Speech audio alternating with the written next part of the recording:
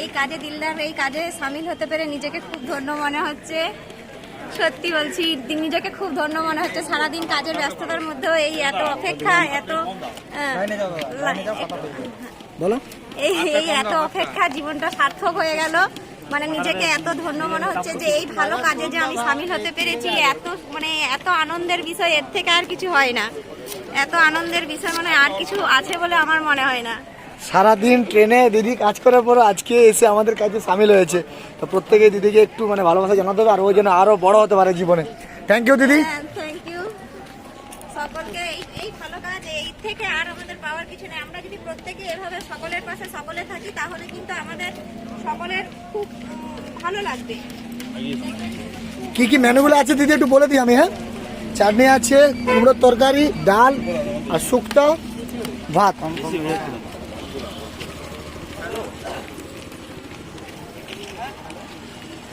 যতজন আসছেন পিছনে একটু লাইন দেন, যতজন আসছেন পিছনে।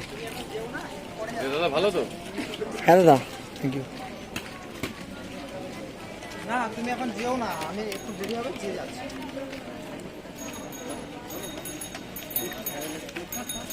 এখন আমি তো যাওয়াটা সম্ভব হচ্ছে না, আমি তো কাজ হয়ে যাচ্ছে।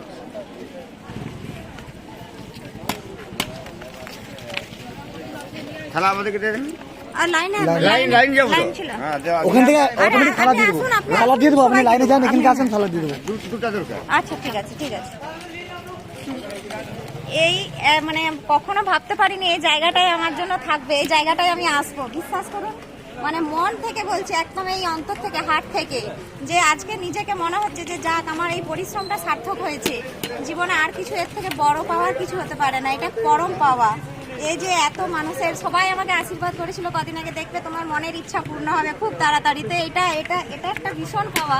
এই মনের ইচ্ছাটা পূর্ণ হওয়ার জন্য সকল বন্ধুদেরকে অসংখ্য অসংখ্য ধন্যবাদ। সাথে দিলদাকে, যে দিলদা আমাকে সেই সুযোগটা করে দিয়েছে আজকে এই এতক্ষণ অপেক্ষা করে। সেই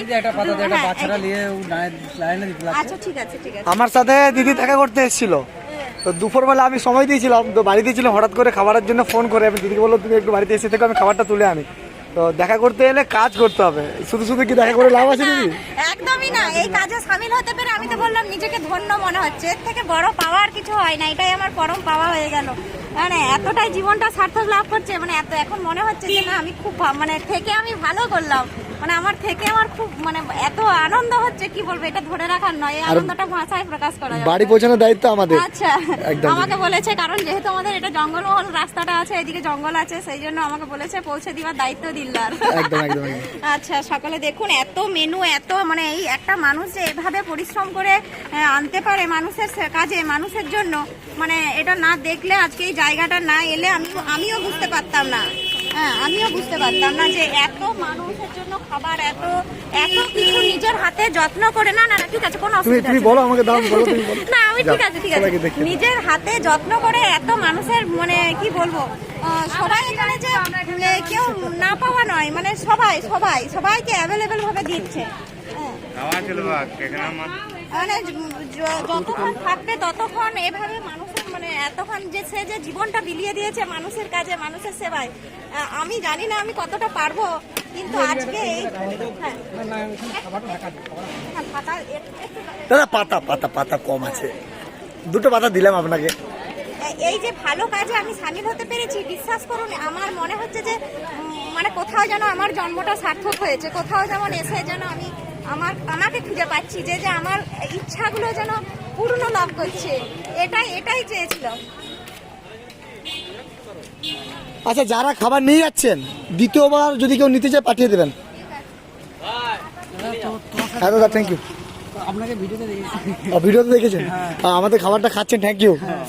ঠিক আছে দিদি, সবার মুখে যে এত সুন্দর হাসি, এর থেকে বড় কিছু পাওনা হতে পারে না। খান।